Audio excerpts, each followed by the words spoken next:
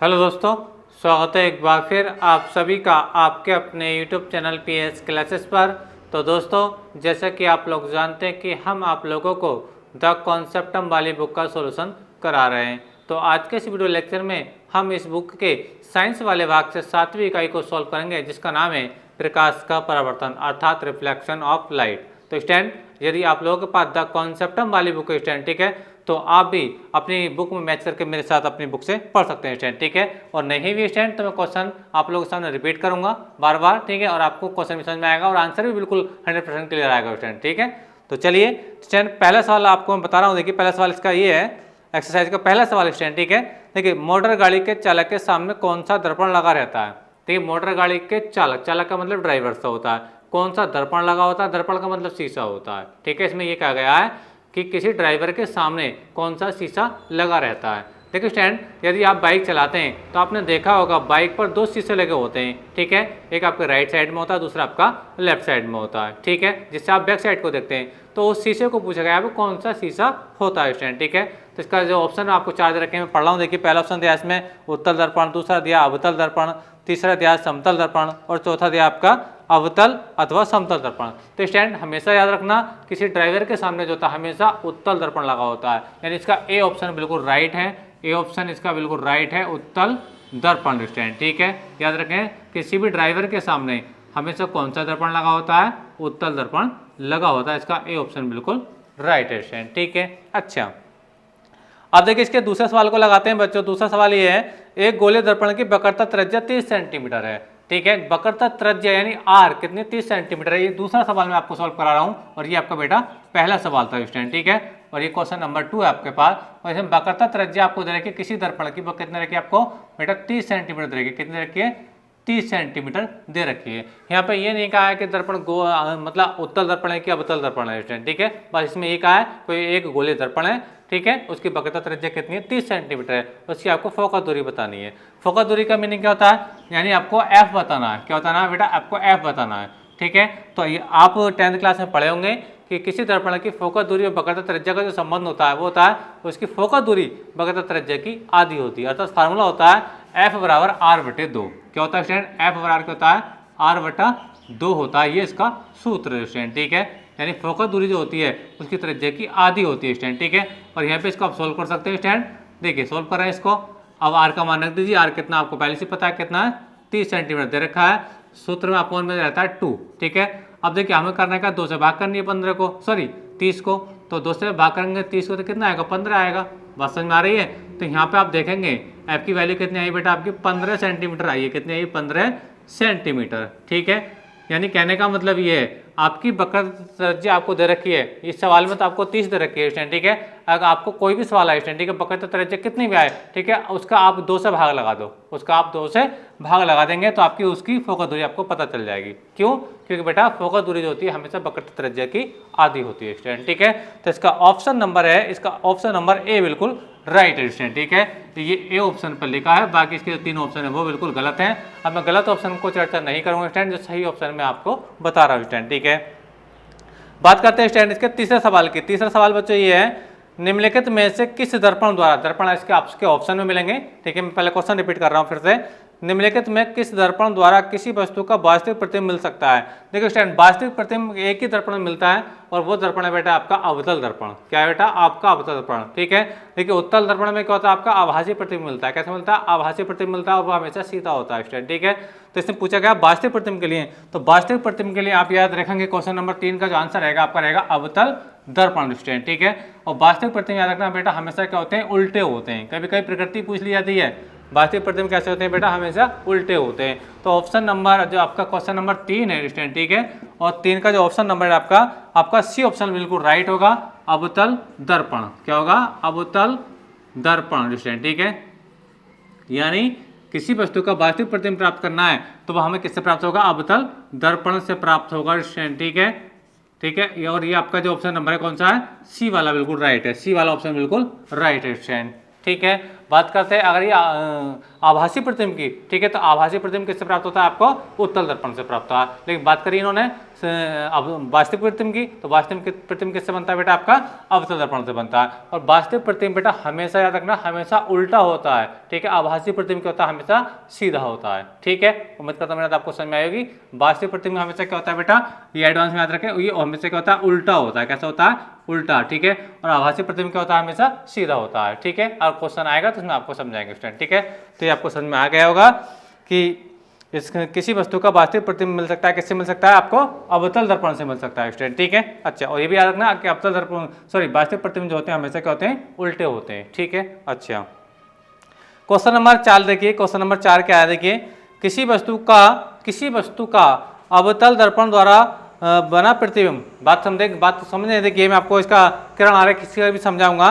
इसमें क्वेश्चन ये देखिए, किसी वस्तु का अवतल दर्पण द्वारा, ठीक है, बना आभासी प्रतिबिंब आभासी, सीधा तथा वस्तु से बड़ा पाया गया, तो वस्तु की स्थिति कहाँ होगी? यानी इसके अंदर आपको ये कहा गया है, देखिए पहले मैं इसको रब कर रहा हूँ, फिर मैं आपको समझाऊंगा।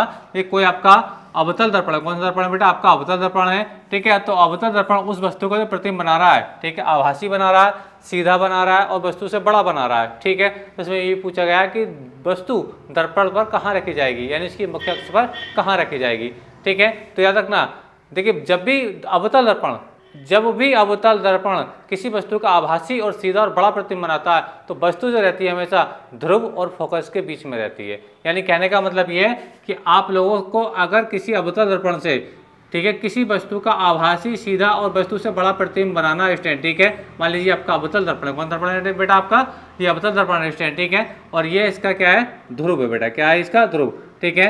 और मान लीजिए इसका क्या है? ये मान लीजिए इसका वक्रता केंद्र है, ठीक है। और इनको आपस में मिला दो तो ये कहलाएगी इसकी प्रिंसिपल एक्सिस, यानी मुख्य अक्ष कहलाएगी। क्या कहलाएगी बेटा? आपकी मुख्य अक्ष कहलाएगी स्टूडेंट, ठीक है। अच्छा, अब इसने ये कहा है कि इसी मुख्य अक्ष पे कोई वस्तु है, उसका स्थान इससे नाम से पूछा है। लेकिन ये जो दर्पण है, आपका अवतल दर्पण है, उस वस्तु का जो प्रतिबिंब बना रहा है, ठीक है, कैसा बना रहा है? आभासी बना रहा है, सीधा बना रहा है, वस्तु से बड़ा बना रहा है, ठीक है। तो उसकी स्थिति पूछिए। मान लीजिए इसका क्या मुख्य फोकस है? क्या ये मुख्य फोकस, यानी कैपिटल है, और ये क्या है? इसका ध्रुव है। तो इसकी बीच की दूरी तो फोकस दूरी कहलाती है। आप लोग जानते होंगे दर्पण के मुख्य फोकस और ध्रुव की जो दूरी होती है वो कहती है फोकस दूरी कहलाती है। अब इससे प्रतिबिंब बनाना है, वस्तु से बड़ा बनाना है, आभासी बनाना है, ठीक है, वस्तु में आ रही है, और सीधा बनाना है। तो वस्तु जो रहती है बेटा हमेशा ध्रुव और फोकस के बीच में रहती है। क्या रहती है? ध्रुव और फोकस के बीच में। अगर किसी वस्तु को हम यहाँ पर रख दें, मान लीजिए ये कोई अपने पास वस्तु है, ठीक है, तो इस वस्तु का जो प्रतिबिंब बनेगा, बच्चों, ठीक है, कैसे बनेगा? आभासी बनेगा, सीधा बनेगा और वस्तु से बड़ा बनेगा, ठीक है। तो याद रखना, देखो एक बार मैं फिर से रिपीट कर रहा हूँ कि वास्तविक प्रतिबिंब हमेशा एक बार फिर से रिपीट करो बात को। आपका जो अवतल दर्पण होता है, जो ये आपको दिखाया गया अवतल दर्पण, ठीक है, वास्तविक प्रतिबिंब जो बनाता है वो हमेशा उल्टे बनाता है। क्या बनता है? उल्टे बनाता है, ठीक है। और वो वस्तु से आकार में क्या होंगे? छोटे भी होंगे और वस्तु के आकार के बराबर ही होंगे। उसकी स्थिति में बताऊंगा कब बराबर होगा, कब उससे छोटा होगा, ठीक है। तो यहाँ पे कंडीशन ये थी कि कोई वस्तु थी, ठीक है, एक अवतल दर्पण था, उसके सामने कोई वस्तु रखी है, तो उस वस्तु का जो प्रतिबिंब, मैंने 3 कंडीशन दी है कि प्रतिबिंब आपको सीधा दिया है, ठीक है स्टूडेंट, आपको प्रतिबिंब आपका सीधा दिया है, ठीक है। फिर उन्होंने क्या कहा? आभासी दिया है, ठीक है, और ये दिया है बड़ा। यानी 3 कंडीशन इसने दी है कि ये 3 कंडीशन फॉलो करे तो वस्तु को कहाँ रखना होता है? तो वस्तु को रखना होता है बच्चों उसके ध्रुव और उसके फोकस के बीच में रखना होता है। बात समझ में आ रही है? ये क्या है? ये आपकी क्या बेटा? वस्तु है। क्या है? ये आपकी वस्तु है स्टूडेंट, ठीक है। उम्मीद करता हूँ मेरी बात आपको समझ में आ चुकी होगी, ठीक है। यानी अवतल दर्पण से, ठीक है, आपको आभासी प्रतिबिंब चाहिए, आभासी, सीधा और बड़ा चाहिए, तो वस्तु कहाँ होनी चाहिए? ध्रुव और फोकस के बीच में होनी चाहिए। पी का मतलब पोल यानी ध्रुव से स्टूडेंट, ठीक है। उम्मीद करता हूं मेरे आपको समझ में आई होगी। और इसका ऑप्शन जो ठीक है बेटा आपका, इसका डी ऑप्शन बिल्कुल राइट है। कौन सा ऑप्शन ठीक है? इसका डी, यानी वस्तु कहाँ होनी चाहिए? इसके ध्रुव, ठीक है, और उसके फोकस के बीच में कहीं ना कहीं होनी चाहिए स्टूडेंट, ठीक है। उम्मीद करता हूं मेरे आपको समझ में आ चुकी होगी। तो डी ऑप्शन इसका ठीक है क्वेश्चन नंबर 4 का। अब देखिए क्वेश्चन नंबर हम 5 देखते हैं। क्वेश्चन नंबर 5 में बच्चों ये कहा गया है, चलिए पहले क्वेश्चन को पढ़ देता हूँ। अवतल दर्पण की फोकस दूरी यानी एफ, ठीक है स्टूडेंट, ये 5वां सवाल है। कौन सा सवाल है बच्चों? 5वां सवाल, ठीक है। अवतल दर्पण की फोकस दूरी उसकी वक्रता त्रिज्या की होती है, दोगुनी होती है, आधी होती है, चौथाई होती है, बराबर होती है। तो ये तो अभी मैंने आपको क्वेश्चन कराया था, ये क्वेश्चन नंबर जो मैंने आपको कराया था क्वेश्चन नंबर 2, ठीक है। यानी फोकस दूरी जो होती है इसकी वक्रता त्रिज्या की हमेशा आधी होती है। क्या होती है बेटा? आधी, यानी एफ जो होगा इसका वक्रता त्रिज्या मतलब आर का क्या होगा? आधा होगा। आधे मतलब बटे में 2 आएगा, बात समझ में आ रही है? तो इसका ऑप्शन नंबर कौन सा ठीक है? 5वें का, और 5वें का 2 मतलब बी, बी ऑप्शन ठीक है, इसका बी ऑप्शन बिल्कुल राइट है। ठीक है, उम्मीद करता हूँ ये फार्मूला तो आपने काफ़ी बार पढ़ा भी होगा। ठीक है, मैं इतना इसको बार बार रिपीट ना भी करूँ तो भी, तो याद रखना अवतल दर्पण की जो फोकस दूरी होती है उसकी वक्रता त्रिज्या की आधी होती है, यानी F बराबर R/2, जहाँ R क्या वक्रता त्रिज्या है। ठीक है, बात करते हैं क्वेश्चन नंबर 6 की। क्वेश्चन नंबर 6 क्या है? देखिए, प्रतिबिंब का आकार हमेशा वस्तु के आकार का होता है तो दर्पण होगा। देखिए, जैसे मान लीजिए मेरे हाथ में ये देख रहे हैं आप लोग, ये मार्कर देख रहे हैं। अब मुझे मार्कर की बराबर ही प्रतिबिंब चाहिए, मार्कर की बराबर ही प्रतिबिंब चाहिए। ठीक है, यानी जितनी बड़ी वस्तु उतनी बड़ा प्रतिबिंब। तो उसके लिए हमें क्या करना होता है? उसके लिए कौन सा दर्पण चाहिए? तो उसके लिए बेटा हमेशा आपके लिए समतल दर्पण यूज होता है। कौन सा दर्पण यूज होता है? आपका समतल दर्पण। याद रखना बेटा, यानी वस्तु के आकार का प्रतिबिंब देखने के लिए हमें कौन से दर्पण की जरूरत होती है? समतल दर्पण की जरूरत होती है। और इसमें जो ऑप्शन है बेटा आपका सी ठीक है। छठे का क्वेश्चन नंबर 6 का सी ऑप्शन बिल्कुल राइट है। वस्तु के बराबर प्रतिबिंब बनाने के लिए हमको समतल दर्पण का यूज करना होता है, प्लेन मिरर। ठीक है स्टूडेंट, समतल दर्पण का यूज करना होता है अगर वस्तु के बराबर प्रतिबिंब चाहिए तो।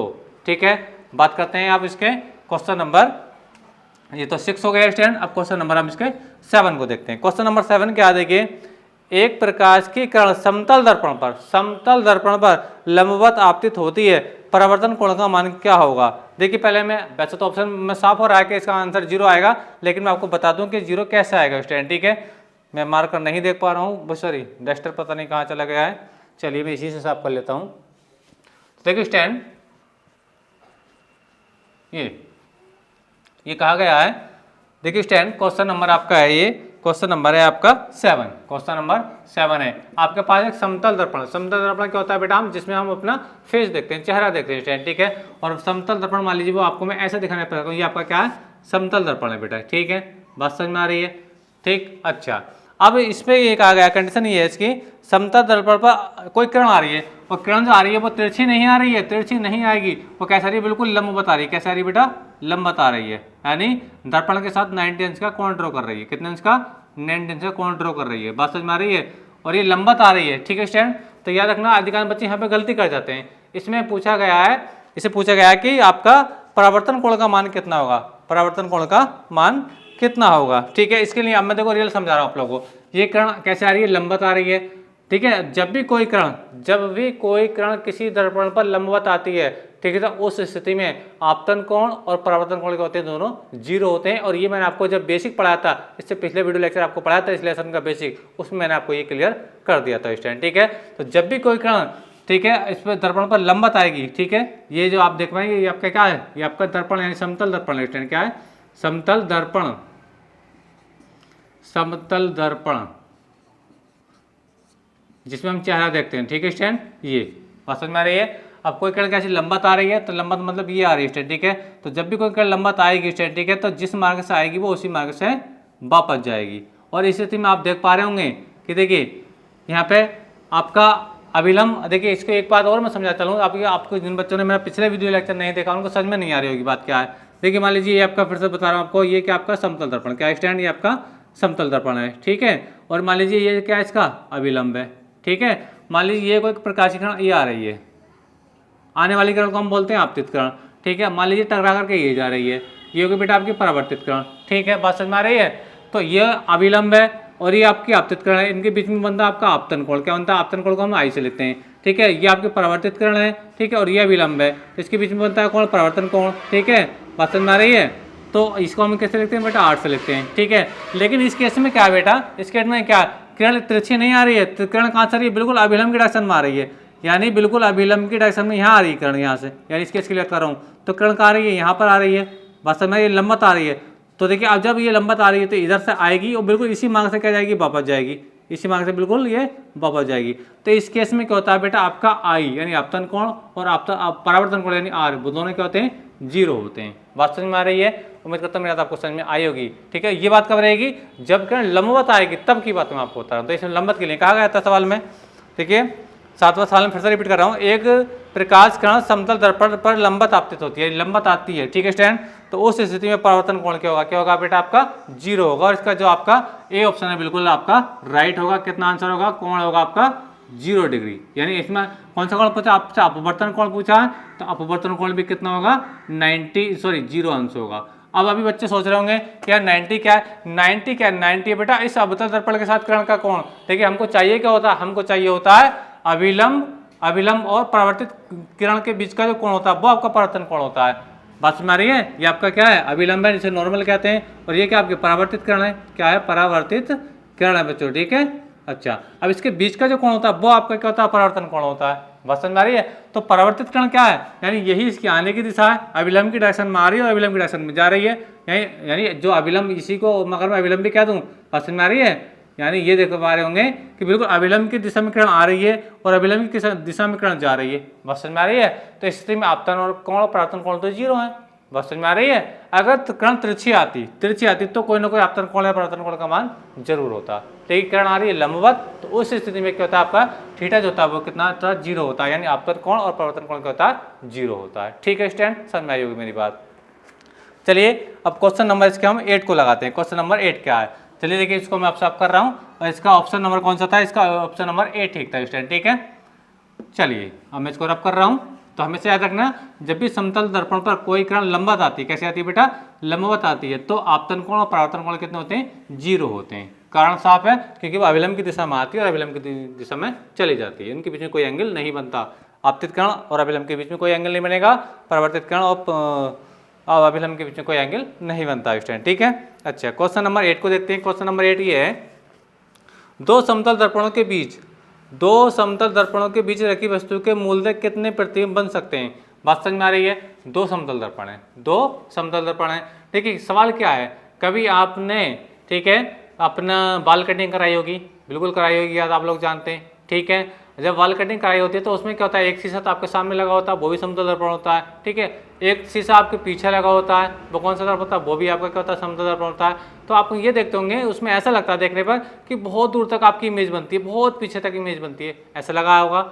एक बार अगर नहीं लगा तो एक बार आप कभी बाल कटिंग कराने जाएं या शेविंग कराने जाएं, तो आप जब वहाँ पे बैठ जाएंगे बार्बर की दुकान पे, यानी बाल कटवाने की दुकान पे, ठीक है, तो आपके आगे भी शीशा है जिसमें आप फेस देख रहे हैं, आपके पीछे भी शीशा है, और आप बिल्कुल बीचों बीच में बैठे होंगे, चेयर पे बैठे होंगे, ठीक है। तो आपको ऐसा लगता है कि मेरा जो इमेज है बहुत पीछे तक दिखाई देता है ना। तो याद रखना, जब भी दो दर्पण, समतल दर्पण समांतर क्रम में रखे होते हैं, क्या चाहते हैं बेटा? समांतर क्रम में रखे होते हैं, तो उसके कितने अनंत प्रतिबिंब बनते हैं? कितने बनते हैं बेटा? अनंत प्रतिबिंब बनते हैं, यानी वो इनफाइनाइट इमेज बनती है स्टूडेंट, ठीक है।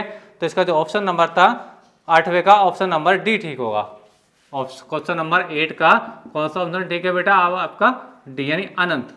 एक बार मैं फिर से रिपीट कर रहा हूँ, जिनको समझ में नहीं आई मेरी बात। देखिए, दो दर्पण है, ठीक है, सबसे अच्छा एग्जाम्पल मैं दे रहा हूँ, सभी लोग बाल कटवाते हैं, सबने कटवाए भी हैं, आप चेयर पे बैठे हैं, ठीक है, आपके सामने दर्पण है और एक आपके पीछे दर्पण है, तो दोनों दर्पण समांतर क्रम में अगर लगे, ठीक है, तो आपने देखा होगा कि आपका जो इमेज है बहुत दूर तक दिखाई देता है दर्पण के अंदर पीछे को, ठीक है, बहुत दूर तक, मतलब बहुत सारे प्रतिबिंब बनते हैं, तो बहुत सारे के लिए क्या गया यहाँ पे? अनंत कहा गया, ठीक है। तो जब दो दर्पण, ठीक है, समतल दर्पण समांतर क्रम में रखे होते हैं, तो उनके कितने, एक वस्तु बीच में रखी है उन दर्पणों के, तो उस वस्तु के अनंत प्रतिबिंब बनते हैं। कितने बनते हैं बेटा? अनंत प्रतिबिंब, ठीक है। अच्छा, ठीक है। अच्छा, आप देखिए क्वेश्चन नंबर इसके 9 को देखते हैं। क्वेश्चन नंबर 9 क्या है? तो ये क्वेश्चन है, उम्मीद करता हूँ मेरी बात आपको अच्छे समझ में आ गया होगा।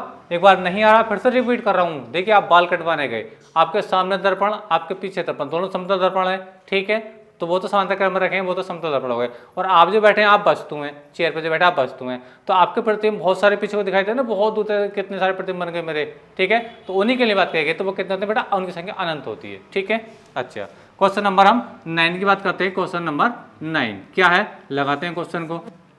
देखिए, यदि किसी अवतल दर्पण के ध्रुव से फोकस की दूरी, देखिए मैं इसका डायग्राम बना के समझाऊंगा। मान लीजिए ये कोई अवतल दर्पण है, ये कोई अवतल दर्पण है, ठीक है, और मान लीजिए ये इसका क्या है? ये ध्रुव है, यानी पोल है, परावर्तक तल का मध्य बिंदु ध्रुव होता है। मान लीजिए इसका क्या है? मुख्य फोकस है, यानी कैपिटल एफ है, ये इसका क्या बेटा? फोकस है, यानी एफ है। और मान लीजिए ये क्या है? इसका पकड़ता केंद्र है, ये इसका पकड़ता केंद्र यानी सी है, ठीक है, बात समझ में आ रही है। तो इसमें ये कहा गया किसी अवतल दर्पण के ध्रुव से फोकस की दूरी 25 सेंटीमीटर है, यानी यहाँ से यहाँ तक, यानी फोकस दूरी है कितनी आपकी? 25 सेंटीमीटर। कितनी है आपकी बेटा? 25 सेंटीमीटर है, ठीक है। फिर इसने ये कहा हम लोगों से कि फोकस से पकड़ता केंद्र की दूरी, यानी यहाँ से यहाँ तक की दूरी कितनी होगी? तो वही 25 सेंटीमीटर होगी। बात समझ में आ रही है? यानी कहने का मतलब ये है कि जितनी आपकी ध्रुव से फोकस की दूरी होती है, ठीक है, वही दूरी कितनी होती है आपकी फोकस से वक्रता केंद्र के बीच की दूरी होती है। बात समझ में आ रही है? यानी कहने का मतलब ये जितनी आपकी फोकस से यानी ध्रुव से यानी पी से एफ यानी फोकस के बीच की दूरी भी, जिसने तो 25 दे रखा है, ठीक है, कन्वर्टिंग अगर मान दिया है, ठीक है, तो जितनी आपकी ध्रुव से फोकस की दूरी होगी उतनी ही आपकी ध्रुव से मतलब फोकस से उसकी वक्रता केंद्र की दूरी होगी। यानी दोनों स्थितियाँ आपकी इसकी होती हैं आपस में बराबर होती हैं, ठीक है। और इसी रिलेशन से तो आपका फार्मूला बनता है, क्या बनता है, एफ बराबर आर बटे 2, एफ बराबर क्या बनता है बेटा, आर बटे 2, इसी रिलेशन से बनता है स्टूडेंट, ठीक है। उम्मीद करता हूं मेरे आपको समझ में आ गई होगी, ठीक है।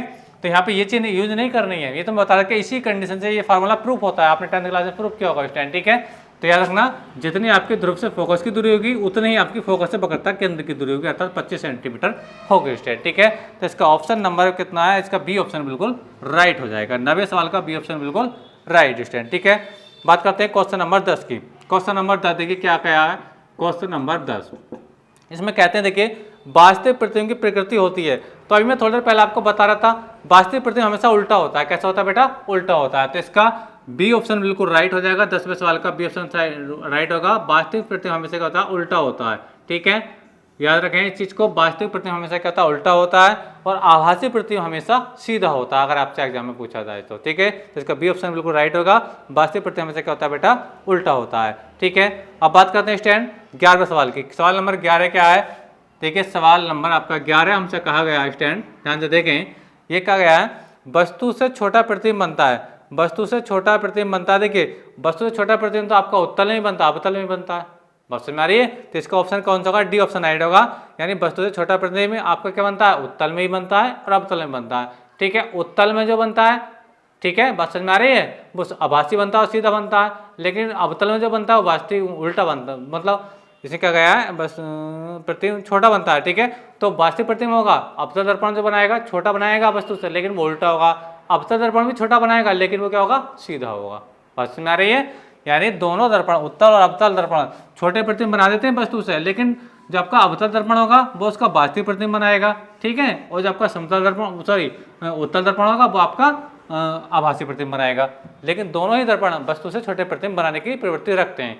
तो अवतल बनाता है वास्तविक और उत्तल बनाता है आभासी, लेकिन छोटे दोनों बनाते हैं। तो इसका डी ऑप्शन बिल्कुल राइट हो जाएगा, 11वें का डी ऑप्शन रहेगा। मैं आपको बता चलूँ 11वें का डी ऑप्शन राइट होगा, ठीक है। तो छोटा प्रतिबिंब दोनों बनाते हैं, अवतल भी बनाता है उत्तल भी बनाता है। अवतल जो बनाता है वास्तविक बनाता है, ठीक है। उत्तल जो बनाता है वो आभासी बनाता है, ठीक है।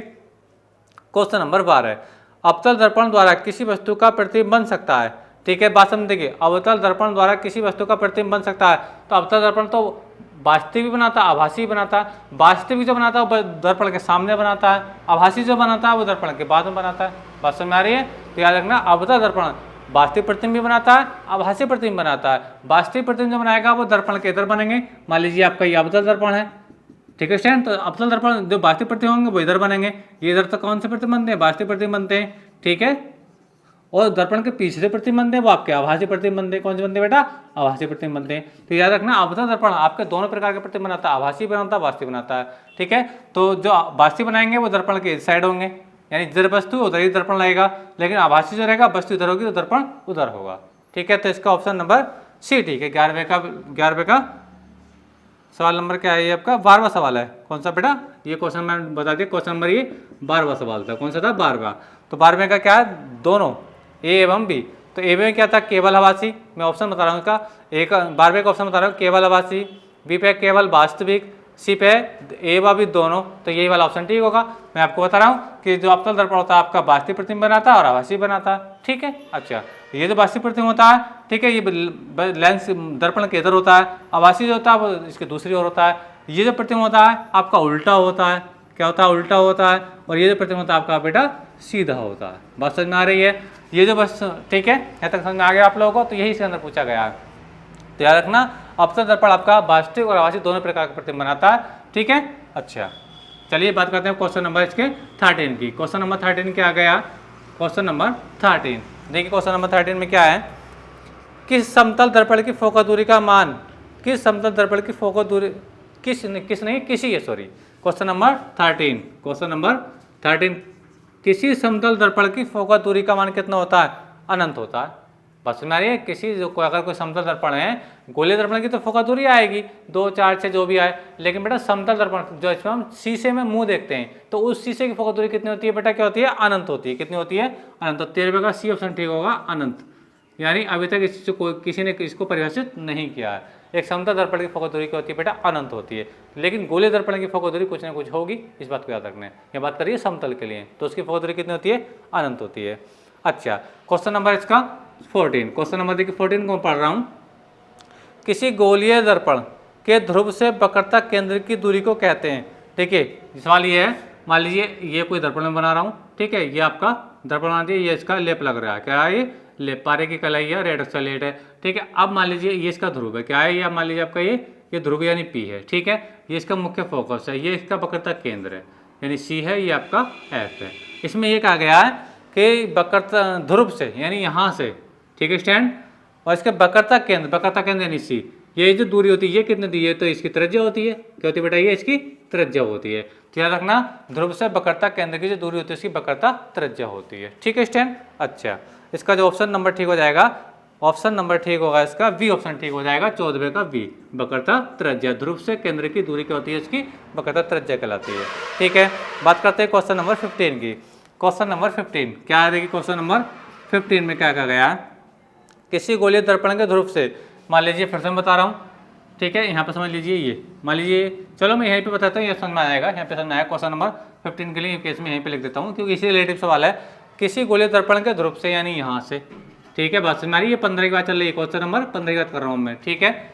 ध्रुव से फोकस दूरी यानी यहाँ से दूरी, ये जो फोकस है इसके बीच की दूरी क्या होती है? फोकस दूरी कहलाती है। इसे क्या लिखते हैं हम? छोटे वाले ऐप से लिखते हैं।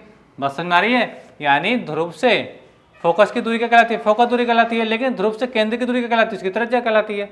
तो 14वें सवाल में तो ये पूछा था कि ध्रुव से केंद्र की दूरी कितनी होती है, वो क्या कहलाती है? तो वो तो वक्रता त्रिज्या कहलाती है, ठीक है। लेकिन 15 में ये पूछा कि ध्रुव से जो फोकस की दूरी है वो क्या कहलाती है, तो वो क्या कहलाती है? उसकी फोकस दूरी कहलाती है। बात समझ में आ रही है। यानी ध्रुव से उसके फोकस की दूरी होती है वो कहलाती है फोकस दूरी कहलाती है, कहलाती है बेटा फोकस दूरी, ठीक है। तो 15 में का आपका ऑप्शन कौन सा ठीक हो जाएगा?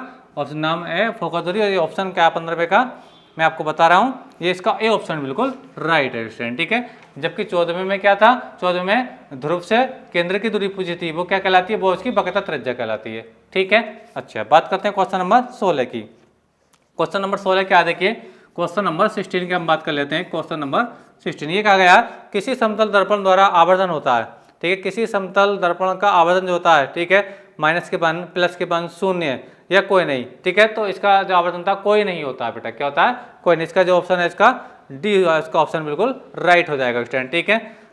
बात समझ में आ रही है। किसी समतल दर्पण का जो आवर्धन होता है वो क्या होता है? शून्य होता है, ठीक है। ये इसको एक बार चेक कर लेते हैं। क्वेश्चन नंबर 16 है ये, क्वेश्चन नंबर 16 का बी ऑप्शन दे रखा, बिल्कुल सही है बी ऑप्शन। माफ कीजिए मुझसे गलती हुई। देखिए आवर्धन होता है क्या? आवर्धन होता है वस्तु की लंबाई बेटा प्रतिबिंब की लंबाई के अनुपात को कहते हैं रेखीय आवर्धन कहते हैं। बात समझ में आ रही है।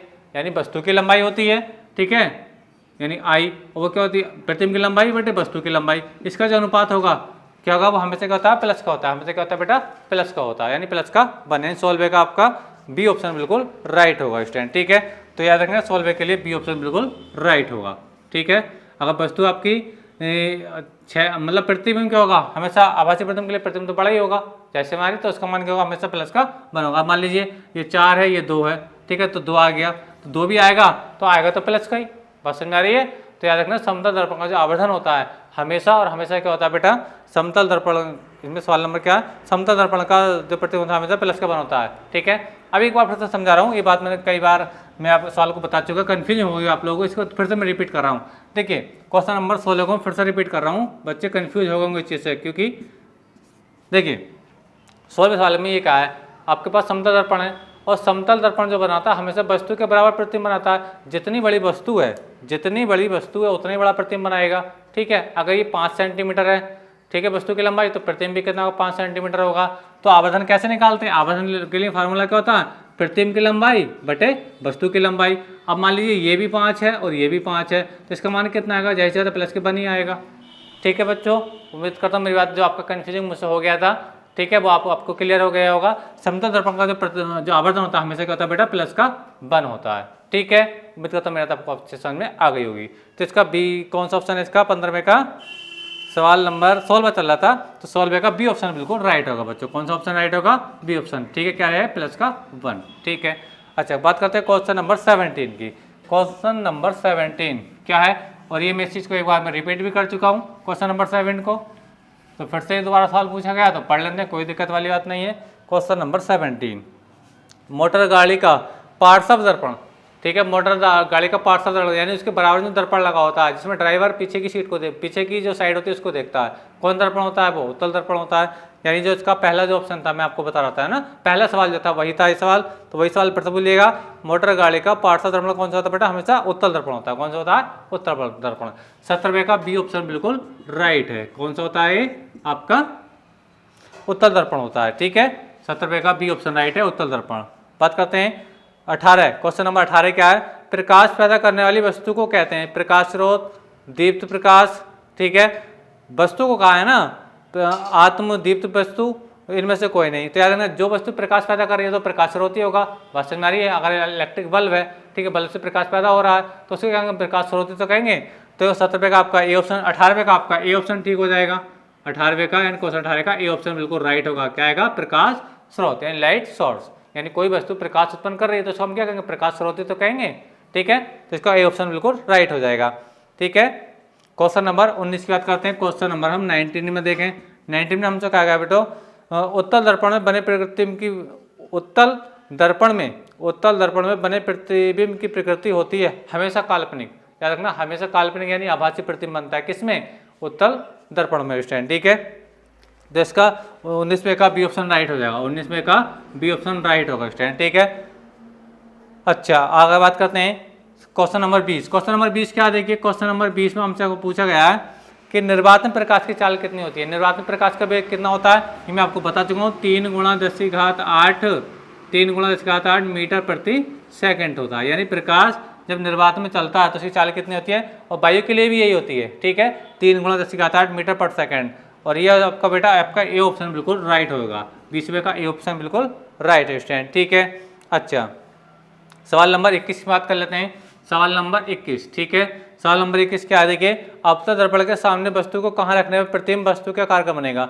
यानी कोई अवतल दर्पण है, एक अवतल दर्पण है, ठीक है, उसमें ये कहा है कि वस्तु को कहाँ रखें कि जितनी बड़ी वस्तु उतनी बड़ा प्रतिबिंब बने। तो इस केस में क्या होता है, दर्पण वस्तु को रखना होता है बेटा वक्रता केंद्र पर रखना होता है। कहाँ रखना होता है, वक्रता केंद्र पर। यानी अगर आपके पास उत्तल दर्पण है, कौन दर्पण पढ़ लेते एक बार, अवतल दर्पण के लिए बात कर रहा है।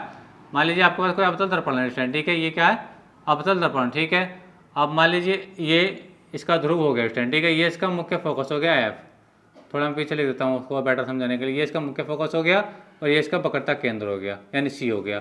अब इसमें ये कहा है कि वस्तु को कहाँ रखें, वस्तु को कहाँ रखें कि वस्तु के बराबर प्रतिबिंब बने। ठीक है, तो वस्तु के बराबर प्रतिबिंब बनाने के लिए बेटा हमें वस्तु को रखना होता है, वो कहाँ रखना होता है, इसके वक्रता केंद्र पर रखना होता है। कहाँ रखना होता है बेटा, वक्रता केंद्र पर रखना होता है। ठीक है, कैसे प्रतिबिंब बनेगा, देखिए यहाँ से एक किरण तो ये जाएगी, ये चली गई, ठीक है स्टैंड, और मान लीजिए ये कहाँ जाएगी इसके, और ये जा रही है मुख्य अक्ष के समांतर, और जो समांतर जाती है वो कहाँ जाती है, मुख्य फोकस एफ से होकर गुजरेगी। बात समझ में आ रही है। अच्छा दूसरी किरण मान लीजिए ये जा रही है, जो कहाँ से जा रही है, इसके फोकस से जा रही है। कहाँ जा रही है, इसके फोकस से जा रही है, वो इसकी क्या हो जाएगी, इसके समांतर हो जाएगी। क्या हो जाएगी बेटा, समांतर हो जाएगी। ठीक है, बात समझ में आ रही है। थोड़ा मैं उसको और बेटर करके आपको समझा देता हूँ ताकि आपको अच्छा लगे। ये देखिए ये स्टैंड। ठीक है, तो अब देखिए ये वाली किरण और ये वाली किरण एक दूसरे को कहाँ काट रही है, यहाँ पर काट रही हैं, यानी यहाँ पर काट रही है, तो यहाँ पे इसको मिला दीजिए।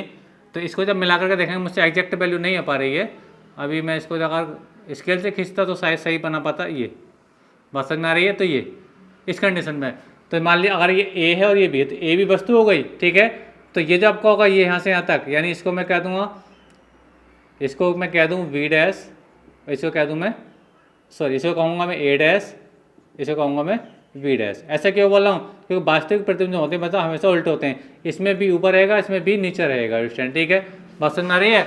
तो याद रखना, इसमें यह पूछा गया था कि अवतल दर्पण से वस्तु के बराबर प्रतिबिंब प्राप्त करने के लिए वस्तु को कहाँ रखना होता है, वो आपको रखना होता है उसके वक्रता केंद्र पर रखना होता है। अगर ये वस्तु 5 सेंटीमीटर की है तो इसका प्रतिबिंब भी कितना होगा, 5 सेंटीमीटर का ही होगा स्टैंड। ठीक है, उम्मीद करता हूँ मेरी बात आपको समझ में आ गई होगी स्टैंड। ठीक है, अब देखते हैं स्टूडेंट्स के क्वेश्चन नंबर, इसका ऑप्शन कौन सा था मैं बताता हूँ। इसका ऑप्शन नंबर सी ठीक है, किस वे का सी, ठीक है। अब क्वेश्चन नंबर क्या है बेटा आपका 22, क्वेश्चन नंबर है आपका 22 में एक आ गया स्टैंड कि हजामत बनाने के लिए किस दर्पण का, हजामत मतलब शेविंग करना, बाल कटिंग करना, उसके लिए क्या होता है हमेशा अवतल दर्पण। ये तो काफ़ी बार आपसे पूछा भी गया है, 10th क्लास के एग्जाम में भी पूछा गया। तो हजामत बनाने के लिए कौन सा दर्पण होता है बेटा, अवतल दर्पण होता है। कौन सा होता है, अवतल दर्पण। ये तो इसका कौन सा ऑप्शन ठीक है 22वें का मैं बता रहा हूँ आप लोगों को। 22वें का ऑप्शन ठीक है आपका बेटा सी ऑप्शन ठीक है। हजामत बनाने के लिए कौन सा दर्पण यूज करते हैं, आपका अवतल दर्पण यूज करते हैं, ठीक है। सवाल नंबर 23, सवाल नंबर 23 को पढ़ लें बच्चों। सवाल नंबर 23 क्या है, देखिए मैं पढ़ रहा हूँ आपको। देखिए सवाल नंबर 23 क्या है, इनमें से कौन प्रकाश के मानव स्रोत नहीं है, यानी इनमें से कौन प्रकाश के मानव निर्मित स्रोत नहीं है। यानी कि देखिए एक तो टॉर्च है, टॉर्च को भी मनुष्य बनाता है, मोमबत्ती को भी मनुष्य बनाता है, लैंप को भी मनुष्य बनाता है, लेकिन सूर्य को तो मनुष्य नहीं बना सकता। बात समझ में आ रही है। तो इसके अंदर यही पूछा गया कि इसको मानव किसको नहीं बना सकता, तो सूर्य को नहीं बना सकता, ठीक है। तो आपका जो 23वां है 23 जो सवाल है इसका सी ऑप्शन बिल्कुल राइट होगा, ठीक है। यानी सूर्य को कोई भी मनुष्य नहीं बना सकता, ठीक है स्टैंड। बात समझ आ रही है। सवाल नंबर 24, सवाल नंबर 24 में एक आ गया है कि किसी गोलीय दर्पण के लिए फोकस दूरी और वक्रता त्रिज्या में क्या संबंध होता है ना। फोकस दूरी और वक्रता त्रिज्या में क्या संबंध होगा, तो ये क्या होता है बेटा आपका एफ और आर क्या होता है, एफ बराबर कितना होता है बेटा आर बटा 2 होता है। या अगर मैं आर का मान निकालूँ तो आर और आर कितना हो जाएगा 2f हो जाएगा। बात समझ में आ रही है। तो आपसे कैसे पूछा जाए, अब फोकस दूरी पूछा जाए तो आर बटा 2 हो जाए और आर पूछा जाए तो आपका 2f बराबर हो जाएगा, ठीक है। तो ये ऑप्शन इसका ए वाला ठीक हो जाएगा, 24 का ए ऑप्शन बिल्कुल राइट होगा स्टूडेंट, ठीक है। सवाल नंबर बात करते हैं 25 की। सवाल नंबर 25 क्या है, कौन सा दर्पण इनमें से किसी वस्तु का सीधा एवं आवर्धित प्रतिबिंब बनाता है। तो आवर्धित प्रतिबिंब बनाने के लिए, सीधा बनाने के लिए आपको किसका यूज करते हैं, हम अवतल दर्पण का यूज करते हैं। इसका सी ऑप्शन ठीक हो जाएगा, अवतल दर्पण। 25वें का आपका ठीक हो जाएगा बेटा सी, यानी क्या है आपका अवतल दर्पण। अवतल दर्पण सीधा और आवर्धित प्रतिबिंब बनाने के लिए आपको अवतल दर्पण का प्रयोग करना होता है स्टूडेंट, ठीक है। उम्मीद करता दर्पण पा बनता है यहाँ पे, ठीक है स्टूडेंट, ये दर्पण। तो 25वें का सी ऑप्शन बिल्कुल राइट होगा स्टूडेंट, ठीक है। तो आज के इस वीडियो लेक्चर में बेटा हम इसके 25 सवालों को सॉल्व करेंगे। इससे नेक्स्ट वीडियो जब लेकर के आएंगे तो इससे आगे सवालों को सॉल्व करेंगे। तो स्टूडेंट वीडियो लेक्चर आपको अच्छा लगा तो वीडियो को लाइक और शेयर जरूर करें। मिलेंगे अगली वीडियो में, तब तक के लिए धन्यवाद।